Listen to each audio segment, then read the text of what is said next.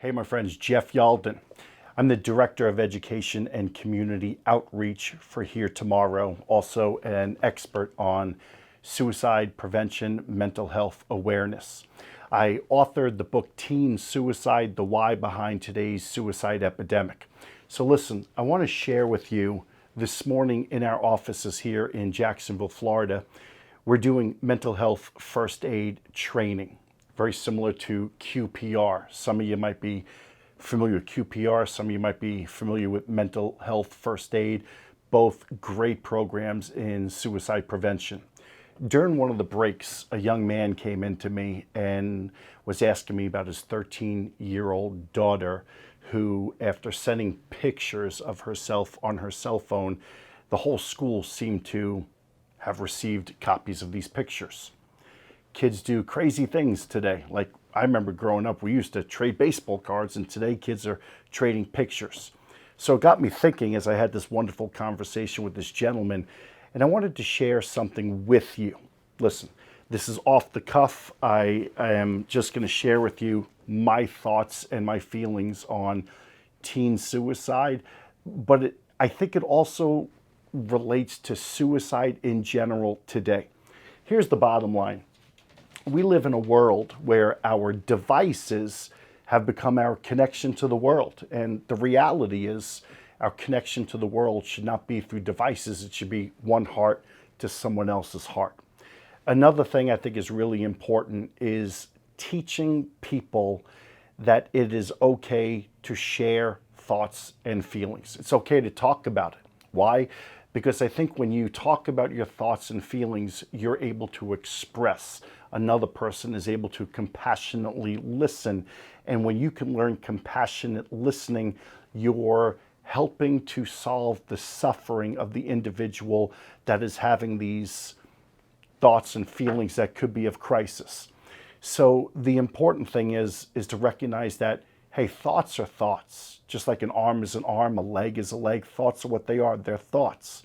But feelings, if we don't feel comfortable in a non-judgmental way, and for the listener to be respectful and to validate somebody's feelings, then we're going to continue to keep it inside. And when you keep it inside, it manifests. The bottom line is this. If you don't speak out, you will be acting out. Let me share with you what I'm talking about. I think today, a lot of our suicide prevention programs, QPR, mental health first aid, they talk about what to do when you have somebody in crisis. That's the question, the persuade, the refer. Mental health first aid has something that they call ALGE. So this right here kind of shares with you before they get to the point of crisis, which I think a lot of suicide prevention programs don't really cover. Here's my thoughts here. A lot of people today with the devices, with social media, smartphones and the internet, the dopamine effect, social media, depression, the pandemic, feeling of alone, social isolation. Isolation is toxic. So many people spend so much time on their devices. I think if you spend more than 4 or 5 hours a day on your devices, you're 70% more likely to have major depression in your life. If we don't grasp these thoughts here, this idea, in the next 10 years, the next decade, you'll see a 31% increase in suicide and drug and alcohol related fatalities. This right here doesn't even represent that a person is alone. It basically says that a person feels that they don't have meaningful relationships. The more time on our devices, the more time alone, then we start to feel, I'm alone. This here is disappointment, or they don't want to be a burden. And basically, this just represents a belief on the part of the individual that they don't make any notable contribution to the world. They feel like they serve as a liability. They don't want to disappoint you. We're spending too much time on the devices. Our parents are yelling at us, get off the device, go do something, get some exercise, go out in nature, exercise, join a club or organization. Mom, Dad, leave me alone, leave me alone. So many people start to feel like they're a disappointment to their loved ones, they're a disappointment to their teachers, their coworkers, their significant other, their kids, their friends. What I'm trying to say here are these are two significant feelings. If you don't speak out about how you're feeling, then you start acting out, which leads me to what is here in the middle. This right here, when you're not speaking out, then you start to engage in, you want help, you want to speak out, but maybe you don't know how, or maybe you're afraid because you're going to be judged. The stigma of mental health, or the feelings that people are going to think I'm crazy, they're not validating my thoughts and feelings. People don't want people to fix it for them. They just want someone to listen to them. And if they feel that they can't speak out, then they start to take it upon themselves. They want help. They want control. This right here is self-harm. Self-harm is a cry for help, and it could also be a possible suicide attempt. So what I'm saying is, if someone you know, or maybe you watching this, if you feel alone, if you feel like you're a disappointment, or you're a burden to family members, friends, teachers, whatever it is, the moment you start engaging in self-harm. Now listen, self-harm isn't necessarily just cutting. Self-harm is reckless behavior. Self-harm is self-medicating. Self-harm is pulling your hair. It's punching yourself. Self-harm could be vaping. It could be drinking. It could be marijuana.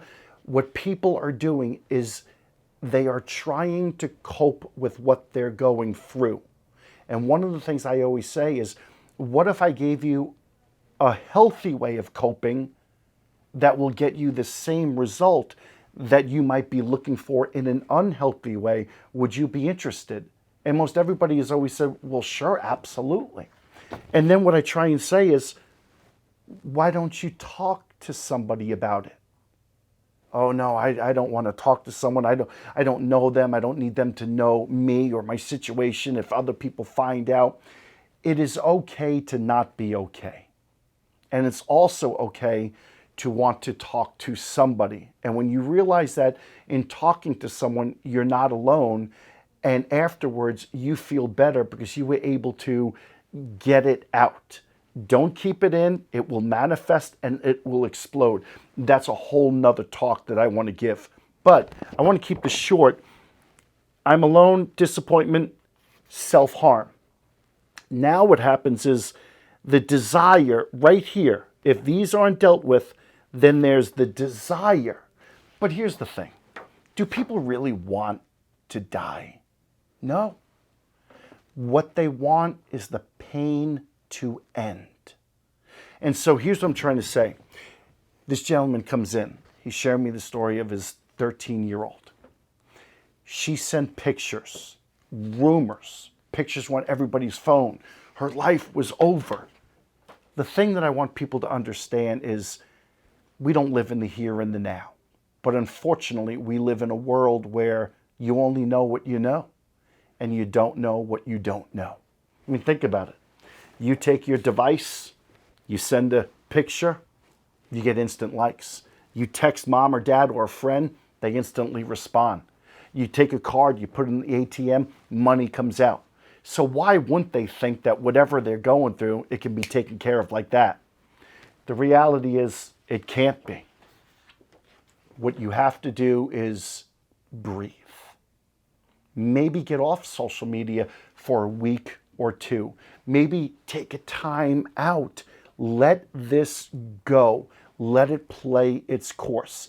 And then in time, everything will be okay. Well, something as severe as sending pictures, that is probably going to come back time down the road in a situation. Somebody might say something, but you know what? At the end of the day, people are mean. People will talk. But I think we need to spend more time in today's world teaching people about love, compassion, empathy, forgiveness, kindness. and grace. My friends, thanks for listening. I'm Jeff Yalden. Take care.